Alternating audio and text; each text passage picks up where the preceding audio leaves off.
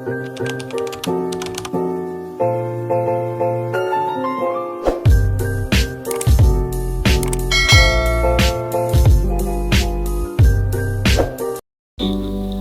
semua, kembali lagi bersama saya. Jadi di materi kali ini saya akan menjelaskan yaitu pengenalan Odoo Accounting. Jadi apa itu Odoo Accounting? Odoo Accounting adalah salah satu modul utama yang dapat membantu dalam pengelolaan keuangan bisnis secara lebih mudah dan efisien. Modul ini dirancang untuk memenuhi semua kebutuhan akuntansi, mulai dari pencatatan transaksi hingga penyusunan laporan keuangan yang komprehensif. Lalu di sini juga ada fitur-fitur Odoo. Yang pertama yaitu ada buku besar atau general journal. Dengan Odoo, kita dapat mencatat seluruh transaksi keuangan dalam satu perusahaan, mencakup berbagai jenis transaksi seperti pembelian, penjualan, hingga transaksi kas. Lalu ada jenis-jenis buku besar. Yang pertama yaitu buku besar umum. Buku besar umum adalah catatan utama semua transaksi keuangan perusahaan, termasuk pendapatan, pengeluaran, aset, dan kewajiban.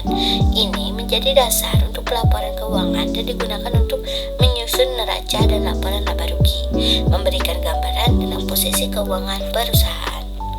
Yang kedua ada buku besar piutang. Buku besar piutang adalah buku akuntansi yang mencatat semua transaksi piutang perusahaan, seperti penjualan kredit kepada pelanggan. Buku besar piutang merupakan komponen utama dalam akuntansi untuk melacak dan merekam transaksi piutang yang terjadi antara perusahaan dan pihak lain. Lalu yang ketiga ada buku besar utang. Buku besar utang adalah buku akuntansi yang mencatat semua transaksi utang perusahaan, seperti pembayaran kepada pemasok.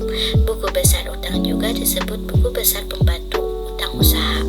Lalu yang terakhir yaitu yang keempat ada buku besar kas. Buku besar kas adalah buku yang mencatat semua transaksi kas, seperti penarikan tunai atau setoran ke bank.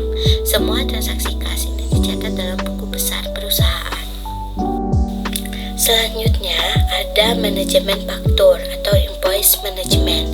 Odoo memungkinkan untuk membuat dokumen yang dikeluarkan penjual untuk diserahkan kepada pembeli, yang memuat informasi seperti jumlah barang, harga, diskon hingga ringkasan singkat tentang batas waktu antara penyerahan barang dan pembayaran.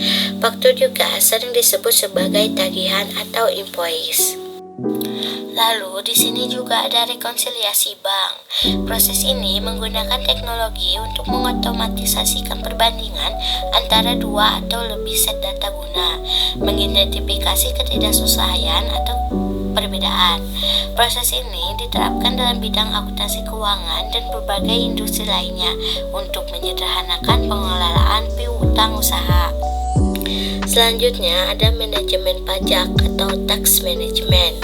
Suatu strategis manajemen untuk mengendalikan, merencanakan, dan mengorganisasikan aspek-aspek perpajakan dari sisi yang didapat menguntungkan nilai bisnis perusahaan, dengan tetap melaksanakan kewajiban perpajakan secara peraturan dan perundang-undangan. Lalu yang terakhir yaitu ada laporan keuangan. Catatan informasi keuangan perusahaan dalam periode tertentu yang digunakan untuk menggambarkan kinerja perusahaan. Biasanya mencakup neraca, laporan laba rugi, laporan perubahan posisi keuangan, catatan, laporan lainnya, serta materi penjelasan yang menjadi bagian integral dari laporan keuangan tersebut. Jadi segitu saja tentang materi pengenalan Odoo Accounting. Semoga bermanfaat bagi kalian semua. Sekian, terima kasih.